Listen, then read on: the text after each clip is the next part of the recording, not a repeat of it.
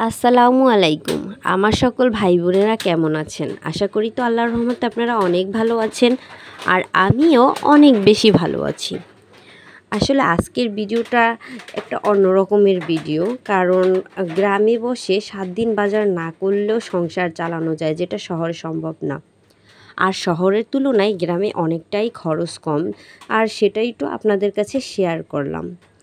আসলে গ্রামের পাশে যে ঘরবাড়ি থাকে, সেই ঘরবাড়ির পাশে যে খালি জায়গা থাকে, সেখানে চাইলেই নানা রকমের সবজি ফলানো যায়, ফল গাছ লাগানো যায়, বা পুকুরে মাছ চাষ, হাঁস মুরগি প্রতিপালন, এগুলো এগুলো করে অনেক উপকৃত হওয়া যায়। বা আর্থিকভাবে যে একটা সমস্যা, বা এগুলো পারিবারিক চাহিদা মেটানোর পরেও এগুলো বিক্রি করে অর্থ উপার্জন করা যায়।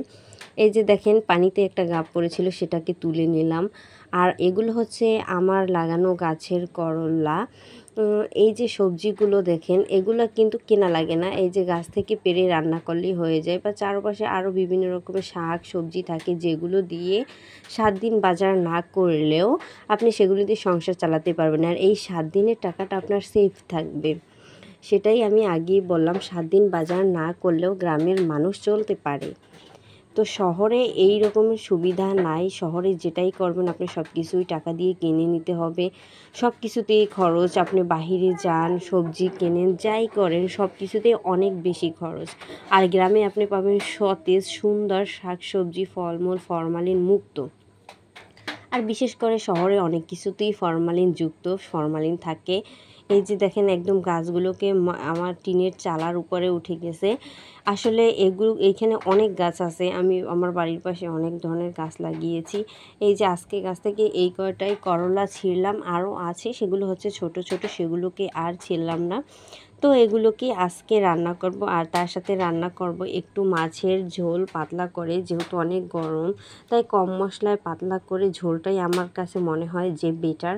সেজন্য আমি পাতলা করে এগুলোকে একটু ঝোল রান্না করে নিলাম। আসলে ঘরের কাজগুলো যদি একটু বুদ্ধি খাটিয়ে করা যায়, তাহলে অনেকটা সময় ফ্রি টাইম বের করে বসে থাকা যায়, বা আপনার মনে যা চায় সেটাই করতে পারেন।